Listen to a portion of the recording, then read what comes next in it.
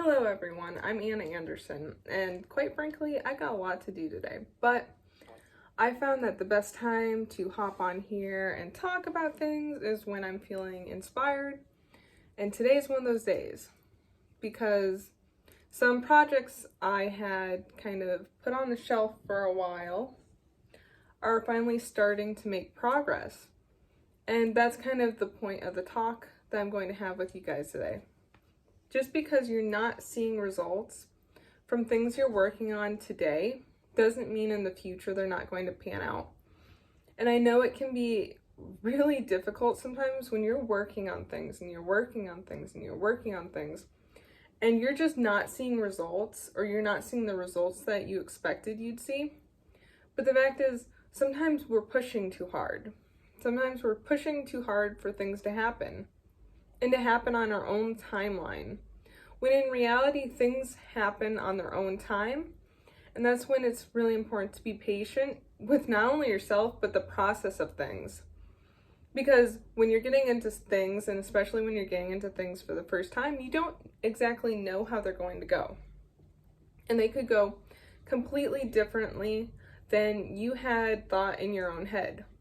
So sometimes it's a good idea to step outside the box and to just breathe for a second, and maybe like even take a break from what you're doing for a second. Have like a mental shelf and just put that thing on your little shelf for a minute and just reevaluate and take some time to just breathe. Do some self-care and just some breathing, because sometimes that's the best thing to do. When we're pushing too hard for things to happen now, and they don't happen, then we get disappointed, and sometimes we end up just quitting on the things that we're working on because we're just not seeing results in the time frame that we imagined in our own heads.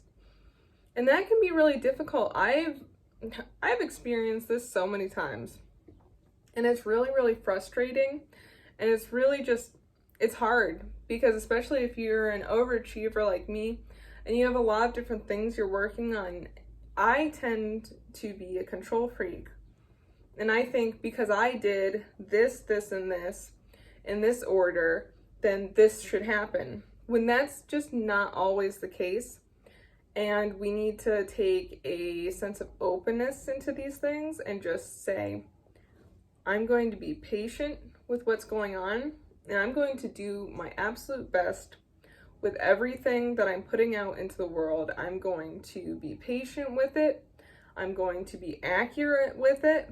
And I am going to just let the process be what it is and do what I need to make sure that process goes through smoothly, accurately. And I'm going to allow the process to unfold as it is supposed to in its own time. And I'm going to give myself permission to feel feelings of failure if it doesn't go the way that I planned, but also give myself permission to not give up and to continue pressing forward with what I want out of this. And just always keep what you're expecting or what you want to happen at the back of your mind. And remember that giving up on the project or giving up on what you're doing is the only way that's never going to happen for you. Because eventually it will happen if you are continually working on it, but we have no idea, or we can't say for certain when exactly it will happen. So always things to keep in the back of your mind, especially like I said, if you're an overachiever, if you are just on it all the time, and you are just like, why isn't this happening like now?